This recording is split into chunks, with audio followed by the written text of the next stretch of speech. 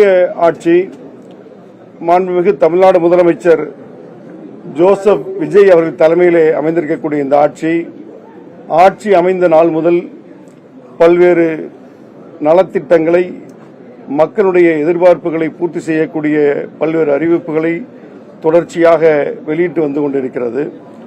அந்த வகையிலே கடந்த சில நாட்களாக நடைபெற்று வரக்கூடிய சட்டமன்ற இந்த வருடத்திற்கான நிதிநிலை கூட்டத்தொடரிலே சிறப்பான பல்வேறு அறிவிப்புகள் அறிவிக்கப்பட்டிருக்கிறது.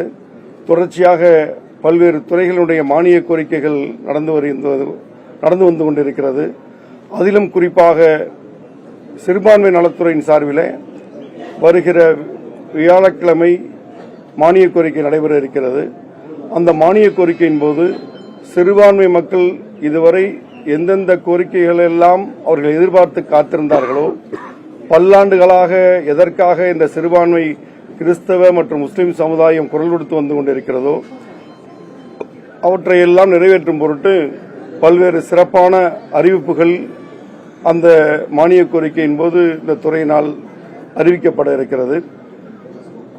இதுவரை நடந்து முடிந்திருக்கக்கூடிய மானிய கோரிக்கைகள் எல்லாம் நேற்றைய தினம் கூட இந்து சமய அறநிலைத்துறையின் சார்பிலே அந்த மானிய கோரிக்கையிலே மாண்புமிகு இந்து சமய அறநிலைத்துறை அமைச்சர் மிக சிறப்பான அறிவிப்புகள் எல்லாம் தந்திருக்கிறார்கள்.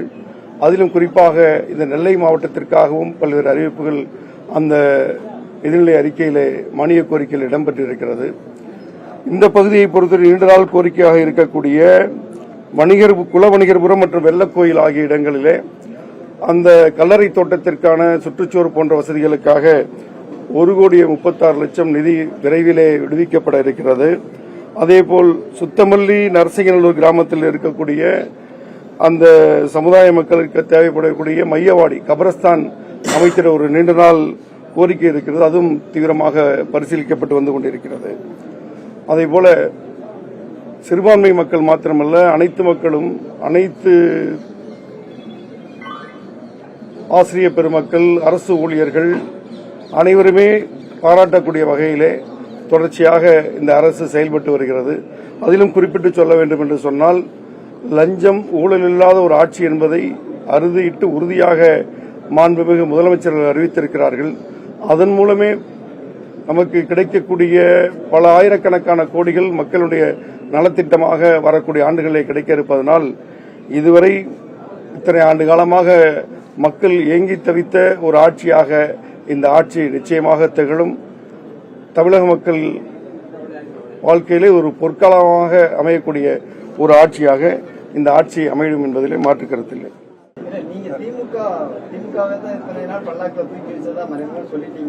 ஆமா, அவர்கள் இஸ்லாமியர்களுக்கு, சிறுபான்மையினருக்கு செய்யாத அல்லது பிற்படுத்தப்பட்ட வகுப்பில் உள் இட ஒதுக்கீடு கொடுத்து அவர்கள் அந்த வேலை வாய்ப்புல முக்கியத்துவம் கொடுக்காததை இன்னும் அது தேவை இருக்குதுல்ல, கூடுதலான தேவை இருக்கு. அந்த அங்கீகாரத்தை அவங்க கொடுத்திருக்கிறாங்கல்ல.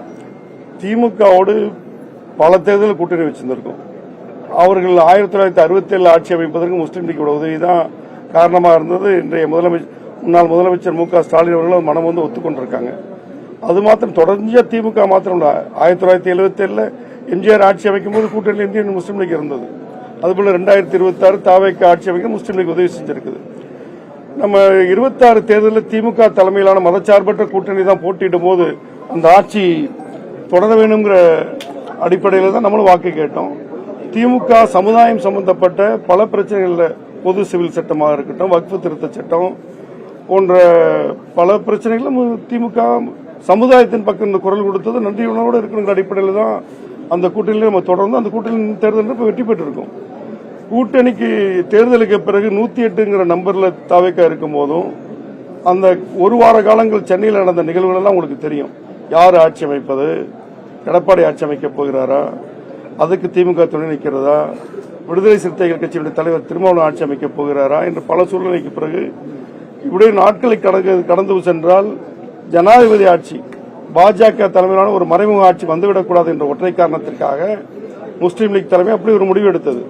ஆனால் முடிவெடுத்து ஆதரவு கொடுத்து அமைச்சரவையிலும் சேர்ந்த பிறகு இன்று இருக்கக்கூடிய மாண்புமிகு முதலமைச்சர் ஜோசப் விஜய் அவருடைய அணுகுமுறையும் தமிழக வெற்றிக் கழக தலைமையில் இருக்கக்கூடிய அமைச்சர்கள் மற்றும் தலைமை நிர்வாகிகள் அணுகுமுறை எல்லாம் பார்க்கும்போது நமக்காக குரல் கொடுத்து வந்த திராவிட இயக்கங்களை எல்லாம் தாண்டி இந்த சமுதாயத்தை கல்வி, வேலைவாய்ப்பு, தொழில் முனைவோர்களாக மாற்ற வேண்டும் என்பதிலே மிக முனைப்பு காட்டக்கூடிய ஒரு அரசாக இது இருக்கும் என்பதனால் ஒருபடி அடுத்த கட்டத்துக்கு சென்று இந்த சமுதாயம் மகிழக்கூடிய வகையில் இந்த ஆட்சி இருக்குது என்ற திருப்தியும் மனநிறைவும் மகிழ்ச்சியும் எங்களுக்கும் சமுதாயத்துக்கும் இருக்கிறது. கடந்த பாராளுமன்ற தேர்தல் முடிவுகள் உங்களுக்கு தெரியும். நரேந்திர மோடி தலைமையிலான பாஜக அரசு பெரிய வெற்றி பெறும் போது அவர் சிம்பிள் மெஜாரிட்டி பெற முடியாம இப்பவும் நிதிஷ்குமார், சந்திரபாபு நாயுடு துணையோடு தான் ஆட்சி செஞ்சுக்கிட்டு இருக்காரு. பெரிய அளவில் பின்னடைவு அவங்களுக்கு சென்ற தேர்தலை பொறுத்த வரைக்கும். இப்போது புதிய சக்தியாக தமிழக வெற்றிக் கழகம் அந்த கூட்டணி இணைந்திருக்கிறது. விஜய் அவர்களுடைய செல்வாக்கு தமிழ்நாட்டில் மாத்திரமல்ல, தென்னிந்திய மாநிலங்கள் மாத்திரமல்ல, இன்ஸ்டாலாம் பாக்குறீங்களா இல்லையா, வடநாட்டில் ஹிந்தியிலலாம் ஒரு போஸ்டர் வந்துகிட்டு இருக்கு. இவருடைய தாக்கமும் இவர் அந்த கூட்டணியும் தவறான தகவல் பரப்புறாங்க, கடுமையான விமர்சனத்துக்கு உள்ளாகுது. இல்ல தமிழ்நாட்டில் எது விமர்சனத்துக்கு உள்ளாகல? நீங்க நல்லது செஞ்சாலும் விமர்சனம் தான் வரும். அது விமர்சனங்கள் அரசியல் இருக்கத்தானே செய்யும்.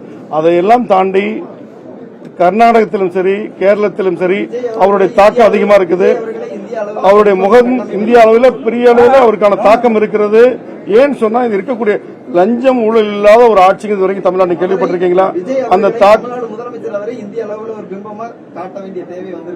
வேண்டிய நம்ம காட்ட வேண்டிய தேவையில்லை. மக்கள் எடுத்துட்டு போறாங்க, மக்கள் விரும்புகிறாங்க. அது அனைத்தும் வரக்கூடிய 29 தேர்தல் எதிரொலிக்கும். நிச்சயமாக இந்த அரசியலமைப்பு சட்டம் எதை விரும்பியதோ, மதச்சார்பற்ற நல்லிணக்கம் கொண்ட சமூக நீதியை காக்கக்கூடிய ஒரு நல்ல அரசு 29 உருவாகும். அதுல இந்திய யூனியன் முஸ்லீம் லீக், தாவேகா, காங்கிரஸ் எல்லாம் இணைந்து பயணிக்கும். அதெல்லாம் கூட்டணி 29 தேர்தலுக்கு ஒரு 3 மாசத்துக்கு முன்னாடி முடிவாகும். இப்ப நான் சொல்லுவேன் எங்க தலைவர் பிரதமராக வரணும், இவருக்கும் அவங்க தலைவர் எல்லாருக்கும் அந்த விருப்பங்கள் இருக்கும். அது கூட்டணின்னு அமையும் போது கூட்டணி கட்சி தலைவர்களாம் அமர்ந்து பேசி யாருக்கும் அந்த நேரத்தில் முடிவெடுப்பார்கள்.